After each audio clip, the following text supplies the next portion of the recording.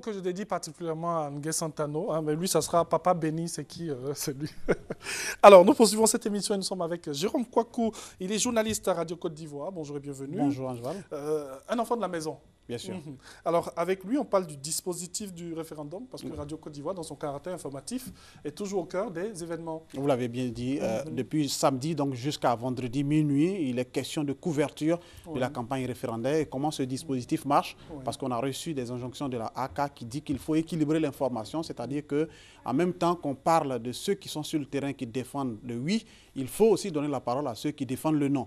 Et donc, depuis samedi, on essaie d'équilibrer. C'est vrai que les non ne sont pas très nombreux, hein, ils ne sont pas très nombreux sur le terrain, mais on essaie de les trouver pour équilibrer cette information. Et on va le faire ainsi dans nos journaux de 19h tous les jours jusqu'à vendredi soir. Et puis, quand on sort de là, le grand dispositif, ce sera dimanche. Et dimanche, nous serons en non-stop à partir de 8h jusqu'à 18h. Vous me demanderez, mais comment ça va fonctionner?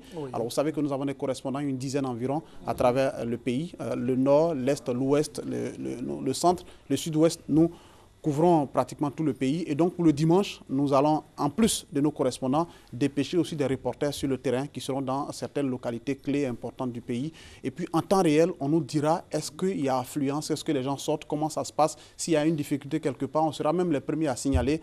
C'est comme ça qu'on fonctionne chaque fois qu'il y a élection. Et donc, je suis venu prendre justement ce rendez-vous-là avec vos téléspectateurs, nos auditeurs aussi, pour leur dire que Radio Côte d'Ivoire sera non-stop dimanche de 8h à 18h. Pour vivre en temps réel, donc le jour de vote, vous pouvez savoir par exemple à Korogo, à Ama ou à Bouna, savoir comment les gens votent, comment ça se passe. Nous, on est là pour faire le constat et on fera ce constat-là avec nos correspondants et reporters.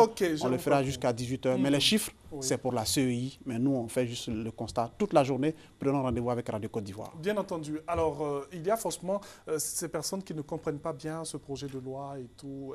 Comment vous arrivez à leur faire comprendre cela? À travers quel dispositif au sein même de la radio? Alors, il y a ce qu'on appelle la période pré-campagne. Il y a la campagne elle-même et puis il y a la période post-campagne. Donc, la pré-campagne, déjà, on explique. On a pas mal d'espace. À un moment, j'ai animé un débat au cours duquel je donnais la parole aux leaders de jeunesse qui se sont exprimés longuement sur la Constitution. Il y a eu aussi un espace au cours duquel on a donné la parole aux femmes. Vous savez, désormais, c'est la parité, hein, 50% femmes, 50% hommes, consacrés par la Constitution. On a aussi donné la parole aux femmes. Mais en plus de cela, chaque jour, à 7h30, 12h25, on donne la parole donc à un expert, un spécialiste des questions de Constitution qui explique certains termes. Et donc on le fait, voilà, un homme de droit, on l'a fait avant la campagne même, on le fait pendant la campagne jusqu'à ce qu'on arrive aux élections, on le fait. C'est cela aussi notre rôle d'accompagnement et aussi de service public. On le fait parce que effectivement c'est de notre devoir. Donc voici ce que nous avons déjà fait. Et pour la campagne, comme il faut équilibrer, il faut faire attention.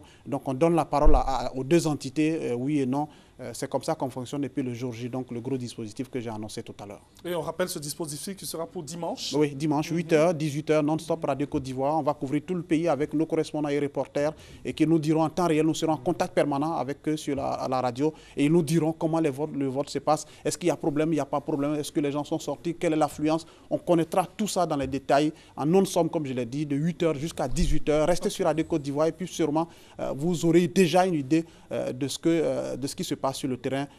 C'est cela la force de la radio, être première, mais être assez rapide. C'est un outil de communication assez rapide et nous allons bien sûr utiliser cela dimanche. Ok, et comme disait un aîné, il faut être prompt et alerte comme un bon papier. C'est cela, tu as tout compris. Merci beaucoup Jérôme, on rappelle la fréquence de Radio Côte d'Ivoire. 88.00 pour Abidjan et la banlieue, et puis par rapport aux régions, ça va varier, mais pour l'Ouest, c'est 96.8. Merci beaucoup, il sait très bien parce que correspondant à moi pendant longtemps. Je l'ai été. Merci beaucoup Jérôme Kouakou, merci d'avoir été avec nous et puis on lui dira au revoir bien entendu en musique avant de recevoir d'autres invités.